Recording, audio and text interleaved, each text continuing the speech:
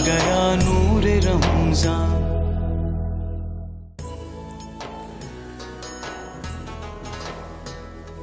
جی السلام علیکم خواتین و حضرات، ایک بار پھر آپ کی خدمت میں حاضر ہیں نور رمضان کی لائیو افطار ٹرانسمیشن کے ساتھ۔ مولانا کوکب نورانی اکھاڑوی صاحب ہمارے ساتھ تشریف فرما ہیں۔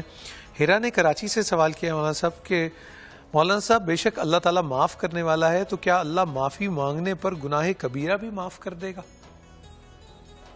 میں یا کوئی بھی اللہ تعالیٰ کی معافی پر کوئی حد لگا سکتے ہیں؟ کوئی باؤنڈری بنا سکتے ہیں؟ اس نے خود فرمایا شرک کو معاف نہیں کرے گا۔ ان اللہ لا یغفر ان یشرک بہ ویغفر ما دون ذلک لمن یشاء، کہ اللہ شرک کو نہیں بخشے گا، اس کے سوا جو چاہے بخش دے گا۔ بخشنے سے مراد بغیر سزا کے یا سزا کے، اس کو پورا اختیار ہے، کوئی اس کو کچھ نہیں کہہ سکتا۔ تو یہ ذہن میں رہے کہ ہم کوئی حد نہیں لگا رہے، لیکن اس کا یہ مطلب نہیں ہے کہ صرف معافی کی امید پر ہم وہ کرتے رہیں، ٹھیک بھول چوک ہو جائے، کیونکہ گناہ کا مطلب ہی جو ارادے سے کیا جائے، جو بھول چوک ہو جائے اس کو تو نسیان کہتے ہیں۔ بالکل ٹھیک۔ شرک کی بھی وضاحت فرما دیجئے، بہت اس حوالے سے شرک پر ذرا مجھے کو 2-4 منٹ دینے جی بسم پڑیں اللہ گے۔ بسم اللہ۔ آپ کے یہاں سوال ایک سوال لے لیتے ہیں اور پھر مگر اس پہ ضرور بات کریں گے۔ جی بسم اللہ۔ السلام علیکم مزہ صاحب۔ وعلیکم السلام۔ میرا آپ سے ایک کوشچن تھا کہ ہم کہتے ہیں کہ لالچ بری بلا ہے، لیکن جب ہم نفل نماز پڑھتے ہیں تو کتابوں میں لکھا ہوتا ہے کہ آپ اتنے نفل پڑھیں گے تو آپ کو اتنا ثواب ملے گا، تو وہ دماغ بھٹک جاتا ہے کہ ہم کہتے ہیں کہ نہیں ہم زیادہ سے زیادہ ثواب والے نفل پڑھیں یا کچھ اس طرح، طاق رات ابھی سٹارٹ ہونے والی ہیں، تو ہم کس طرح اپنی عبادت کو اس جو ہے نا لیول پہ نہ لے کے جائیں جہاں پر وہ لالچ آ جاتی ہے اللہ تعالیٰ سے کہ نہیں ہمیں جو ہے اتنی نمازیں پڑھیں گے، ہم اتنی رکعت نماز نفل پڑھیں، یا یہ بات صحیح ہے یا کرنا چاہیے ہمیں کیا اس طرح کا عبادت میں لالچ؟ سوداگری نہیں یہ عبادت خدا کی ہے، اے خود غرض جزا کی تمنا بھی چھوڑ دے۔ علامہ اقبال کا شعر۔ اصل میں ثواب کا لالچ بری بات نہیں ہے، دنیا کا لالچ بری بات، نیکی کا لالچ برا نہیں، کسی کا بھلا کرنے کا لالچ، نیکی میں آگے بڑھنے کا لالچ، گریڈ جو ہوتی ہے نا وہ پہلے دیکھنی چاہیے، ہرس، دنیا کی ہرس، مال کی ہرس، وہ بری ہوتی ہے۔ ثواب کا لالچ برا نہیں، مگر میں یہ کہوں گا کہ نفل، آپ جس کو نفل کہہ رہی ہیں، فے کے نیچے زیر لگا رہی ہیں، وہ نہیں ہے نفل، جس کی جمع نوافل، اس کو ایکسٹرا کو کہتے ہیں رضاکارانہ عبادت۔ میں ایک کڑوی بات کروں گا، ناراض نہ ہو، نفل ہوتے کب ہیں؟ جب فرض اور واجب پورے ہوں۔ اگر میرے فرض اور واجب پورے نہیں ہیں تو نفل ہیں کہاں؟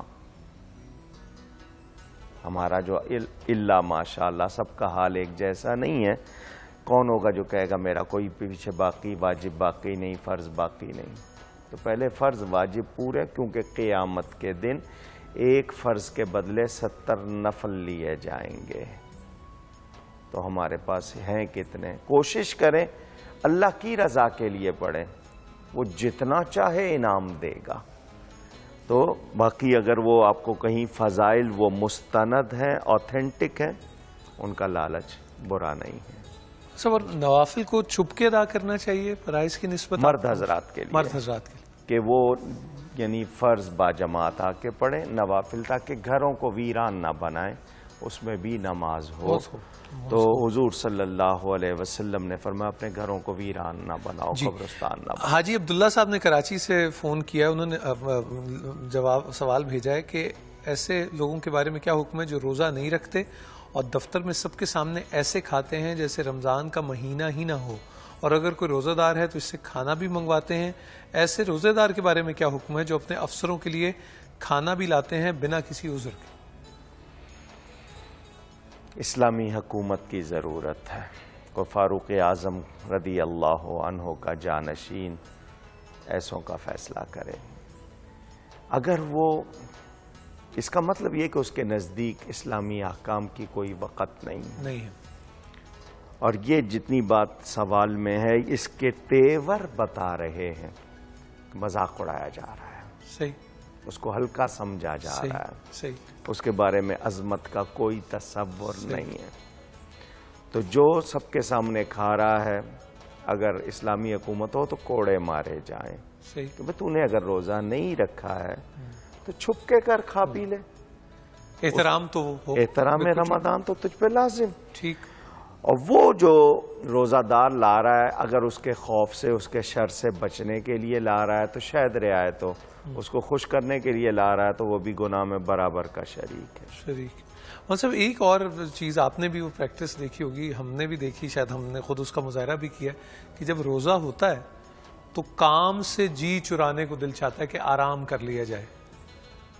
یار تم پتہ نہیں ہے تو سوال یہ کہ کیا یہ کام سے جسٹیفیکیشن ہے روزہ اس بات کا کہ آپ کام سے ہٹ جائیں؟ نہیں، اس میں اتنا تو ضرور ہے حدیث شریف میں کہ ذرا کچھ کم کر دیں، مثلا مدت 8 گھنٹے ہے روزانہ، وہ تو ہو ہی جاتی ہے، وہ آپ کے یہاں کی جاتی ہے، اس کے بعد تو مزید۔ لیکن وہ 8 گھنٹے اسی طرح آپ جواب دیں جیسے آپ اکثر کہتے ہیں کہ جو کام آپ کے ذمہ ہے اس کے لیے آپ آنسریبل ہیں۔ بالکل، ایک منٹ کے آنسر ہے، ایک منٹ کے آنسریبل ہیں، یہ کبھی بھی دیکھیں اس کا نہیں۔ میرا اپنا 1 روپیہ ہو اور میں کسی کو دوں اور وہاں پر سیکنڈ ہو تو میں پورا کاؤنٹ کروں گا یا نہیں کروں گا؟ جی بالکل ٹھیک، پر میں اللہ کے معاملے میں، مخلوق کے معاملے میں وہاں کیوں کوتاہی کر رہا ہوں؟ بالکل ٹھیک۔ ایک سوال کی طرف اور بڑھتے ہیں، پھر شرک کے حوالے سے آپ ذرا ضرور بات فرما دیجیے گا۔ جی بھیا السلام علیکم۔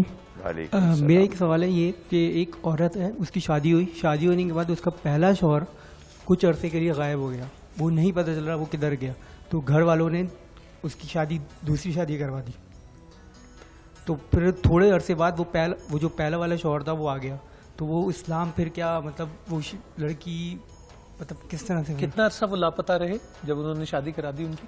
مطلب 1 سے 1.5 سال تقریباً۔ اچھا، جنہوں نے یہ فیصلہ کیا تھا دوسری شادی کا، کس سے پوچھ کے کیا تھا؟ وہ جو سب پورا گھر والوں کے مطلب ان کے لڑکی کے گھر والوں سب کے سب گناہگار، سب کے سب گناہگار۔ وہ شادی ہوئی نہیں، اس کے ساتھ جو کچھ ہوا اس کے بھی ذمہ دار اور گناہگار۔ شریعت میں کون سی رہنمائی نہیں ہے؟ کیا نہیں بتایا گیا؟ اس کو عربی میں مفقود الخبر کہتے ہیں، جس کی خبر نہ ملے۔ اس الیکٹرانک میڈیا کے دور میں کیا پاسبل ہے؟ وہ زمانہ تھا، چلو اب آج سے 50 سال پہلے بھی کہو صرف پرنٹ میڈیا تھا جی، مشکل تھا۔ 100 سال پہلے کہیں جی اور مشکل تھا، یا کسی زمانے میں صرف ریڈیو تھا، وہ بھی نہیں تھا، مسجدوں میں اعلان ہوتا تھا جی، سفر سواریاں نہیں تھی۔ آج ہر ایک کے ہاتھ میں یہ جس کو آپ سیل، جوال یا موبائل فون کہتے ہیں، یہ پورا آپ کا کمیونیکیشن کا سلسلہ ہے۔ تو اس طرح کا فیصلہ کرنے والے کون؟ انہوں نے شریعت میں دخل دیا، وہ شریعت میں دخل دینے کے مجرم۔ اس کے کتنے عرصے تک کوئی لاپتہ اگر ہو تو اس کے ملک بعد صاحب صورتحال جی پوری معلومات کی جاتی کہ کیوں گیا تھا، کس مقصد کے لیے گیا تھا، کہاں گیا تھا، اس کی تشہیر کی جائے۔ اب اس میں ہمارے چاروں فقہا کے جو ہاں چیز ہے اس میں کم از کم مدت بھی ہے، زیادہ سے زیادہ مدت بھی ہے، اور جب تک ایگزاسٹ نہیں ہو جائیں گے ٹھیک اس وقت تک، اور وہ بھی شرعی قاضی فیصلہ کرے گا، خود باپ کو اختیار نہیں ہے، آپ کو اختیار نہیں ہے، بالکل ٹھیک۔ تو انہوں نے تو جو کیا یہ تو پورا گھرانہ گناہگار ہے۔ اب اس مسئلے کو لے جائیں کسی شرعی مفتی کے پاس اور بیٹھ کے اس سے اس کا حل معلوم کریں۔ جی حسن صاحب کی فون کال ہے۔ جی السلام علیکم۔ وعلیکم السلام جناب۔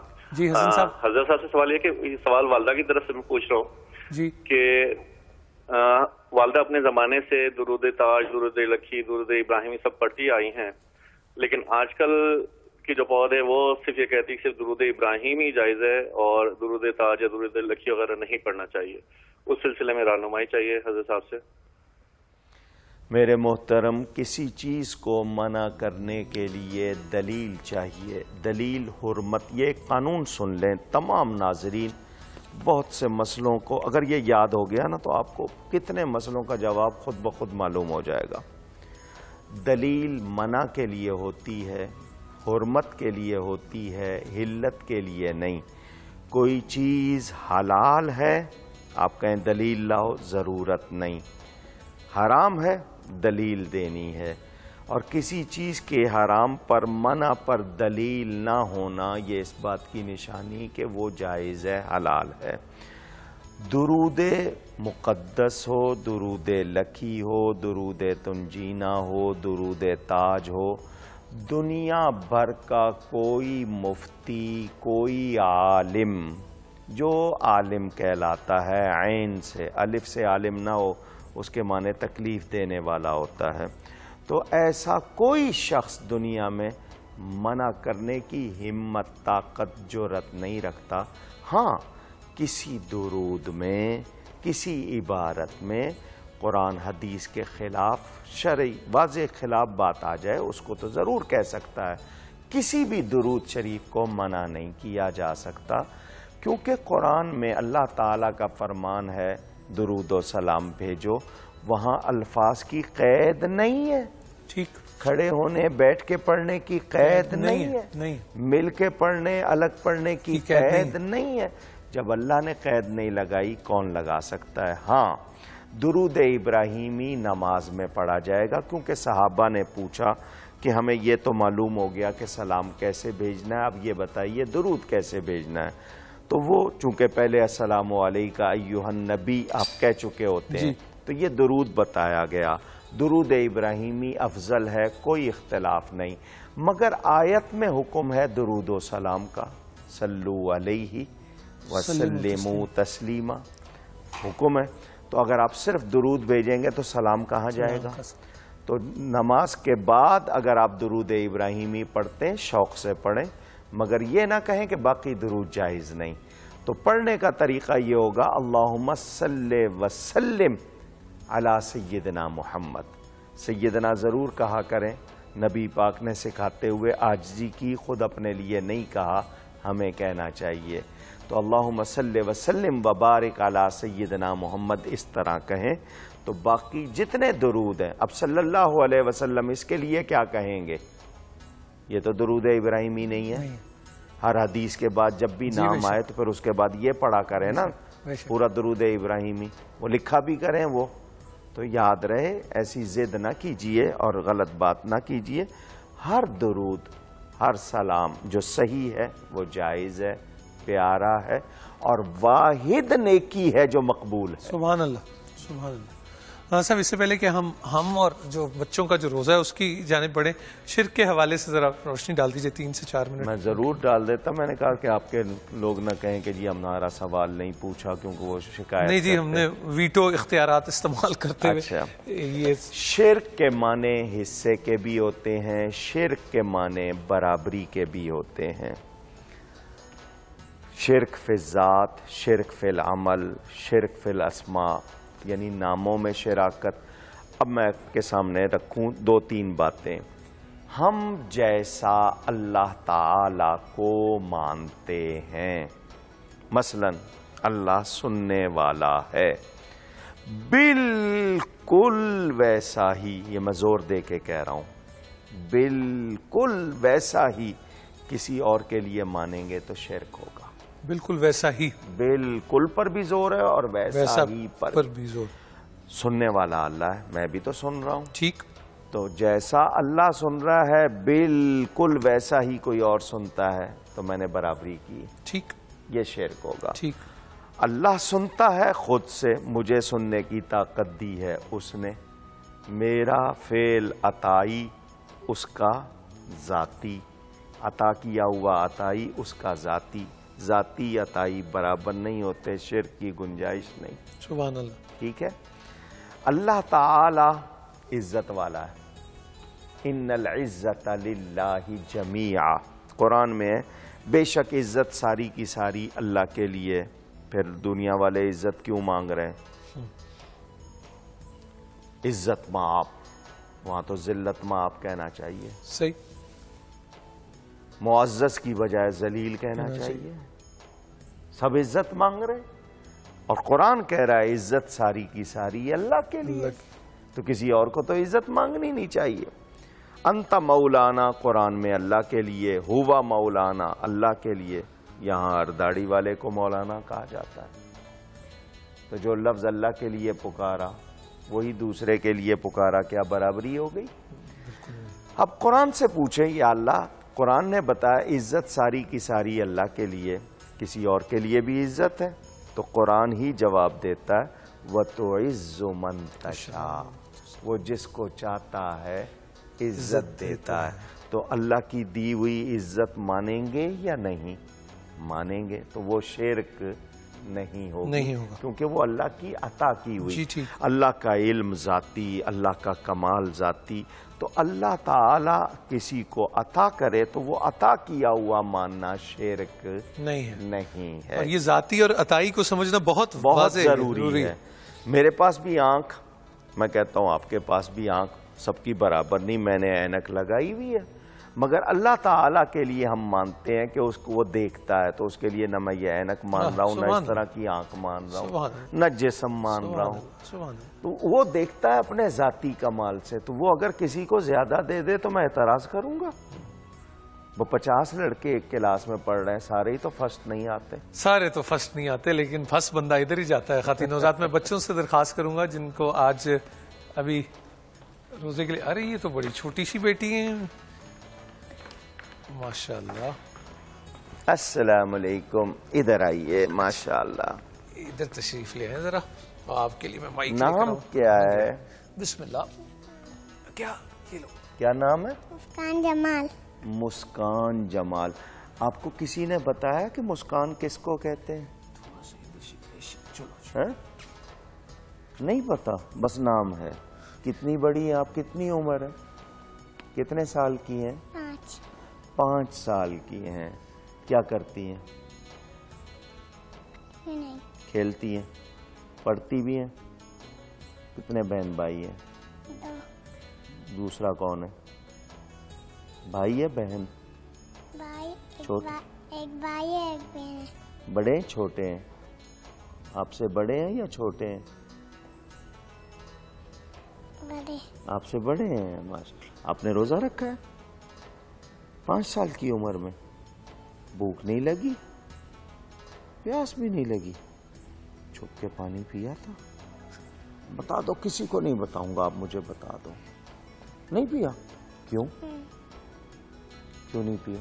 روزہ تھا. ہیں؟ روزہ ہے. ماشاءاللہ. دیکھیں, یہ ہے ایمان. بے شک بے شک, اس کو پتا ہے کہ روزہ ہے, اس میں پانی نہیں پینا. بے شک. تو جب میں اللہ کے لیے حلال کو چھوڑ رہا ہوں, حرام کو کیوں نہ چھوڑوں؟ کتنی اچھی تربیت. ماشاءاللہ, بہت مبارک. ایک اسپیشل گفٹ پیک بھی لے کر آئیں جی مزید بھی بیٹی کے لیے. مسکان جمال, اس کا نام مسکان رکھا ہے. مسکراتی رہو. ماشاءاللہ ماشاءاللہ, زندہ باد. یہ بڑا لمبا ہو جائے گا.